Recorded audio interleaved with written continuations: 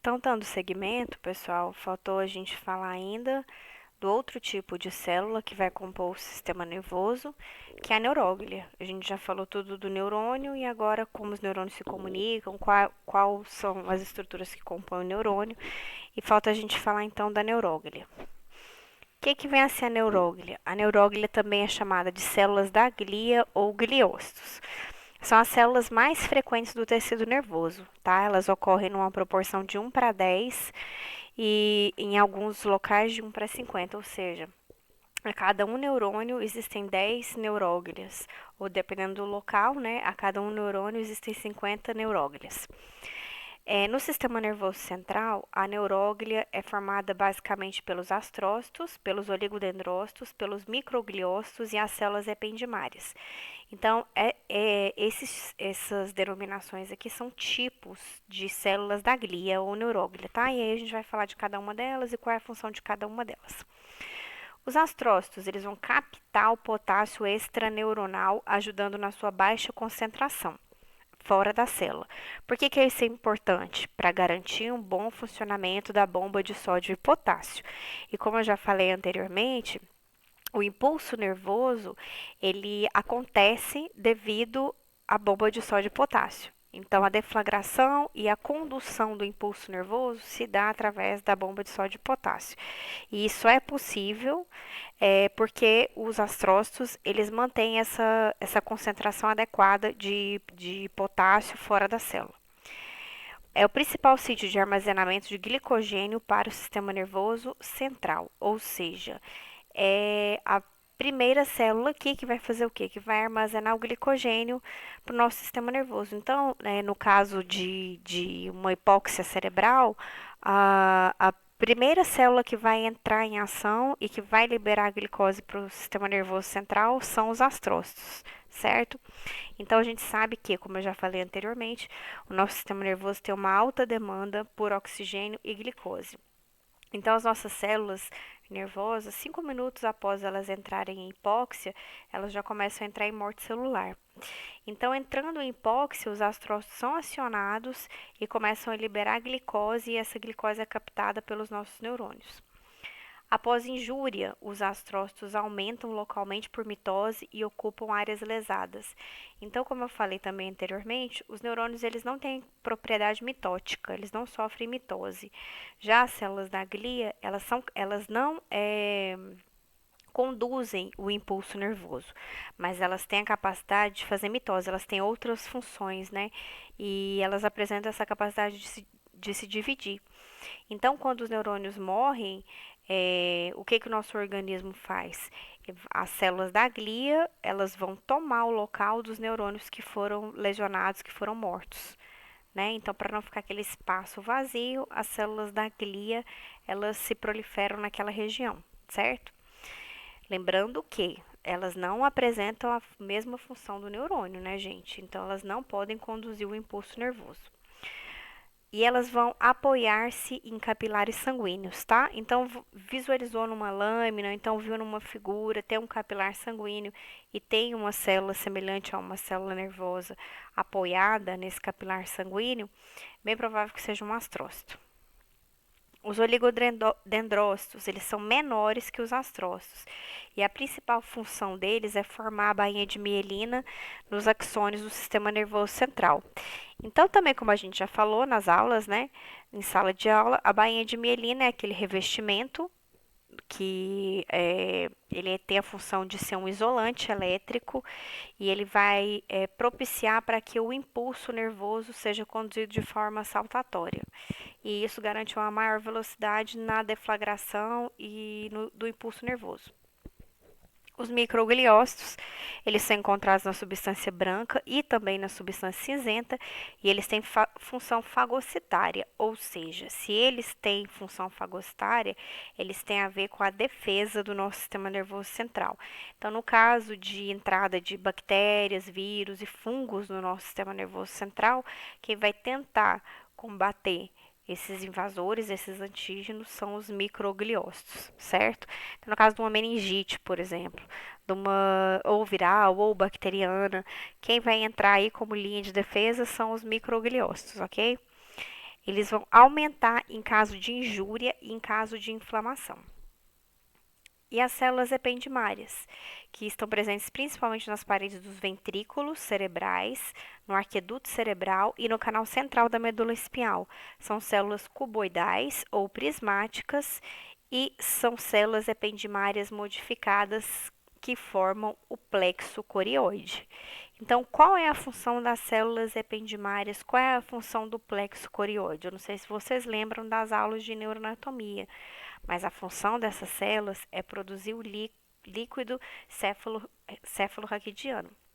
Então, todo aquele líquido que vai embanhar o nosso sistema nervoso central, o nosso cérebro e a nossa medula espinhal é produzido por essas células ependimárias, ou seja, elas têm uma função primordial dentro do nosso sistema nervoso central. Ok? Então, a gente tem uma gravurinha aí, né? O que seria essa de azul? Essa célula grande, parecendo uma estrela, apoiada num vaso sanguíneo. Opa, gente, então foi a primeira estrutura que a gente viu. Quais seria? Ó, os astrócitos. Lembra que eu falei? Olha só, apoiam-se em capilares sanguíneos, certo? A segunda figurinha formando a bainha de mielina são os oligodendrócitos. A terceira figurinha são os microgliócitos, que são as nossas células de defesa, e a última figurinha são as células ependimárias. Lembra que a gente também já falou? Tem formato cuboidal ou prismático, né? Então, como vocês podem ver aqui, ó, as células ependimárias, elas parecem cubinhos, né? Então, são essas células aqui que vão produzir o nosso líquido encefalorraquidiano. E vocês vejam aqui como os microgliócitos, eles parecem macrófagos ou mastócitos também, né? Então, a função deles é fazer a defesa do sistema nervoso central. As neuróglias no sistema nervoso periférico. Então, essas aqui que a gente viu são as neuróglias do sistema nervoso central, ok? A gente vai falar um pouquinho agora da neuróglia do sistema nervoso periférico. Então, a principal neuróglia do sistema nervoso periférico são as células de Schwann. São células que vão circundar os axônios e vão formar seus envoltórios, né? A bainha de mielina e o neurilema. Tá aí, ó, a gente consegue visualizar bem direitinho, né? A bainha de mielina, né? E a estrutura interna aqui, ó, que é o axônio. E as fibras nervosas? A fibra nervosa é o axônio mais os envoltórios de origem glial. Esses aqui que a gente viu, ó, né? Células de Schwann, bainha de mielina, tá? Principal envoltório, como a gente já falou, bainha de mielina, que é formado principalmente por tecido adiposo. E aí a gente vai ter as fibras nervosas mielínicas e as fibras nervosas amielínicas, que vão estar presentes tanto no sistema nervoso central quanto no sistema nervoso periférico. No sistema nervoso central, a substância branca é formada por fibras nervosas mielínicas. Lembra que a gente diz?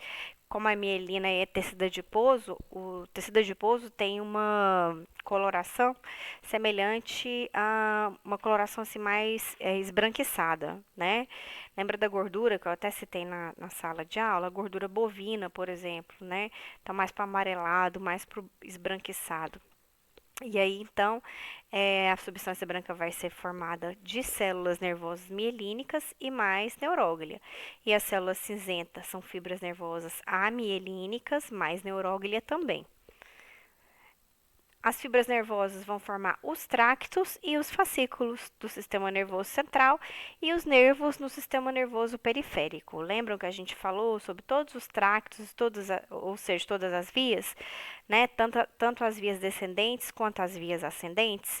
Então, as vias ascendentes e descendentes são formadas por fibras nervosas, né? E os nervos, que é do sistema nervoso periférico, perdão, também é formado por fibras nervosas. E as fibras amielínicas vão formar principalmente o sistema nervoso autônomo e também algumas fibras sensitivas, tá? A figurinha aqui não tá muito boa, mas é só para a gente ver, né? Ó, a substância branca no nosso encéfalo e em volta a substância cinzenta. Dois cortes diferentes, né? Duas lâminas diferentes.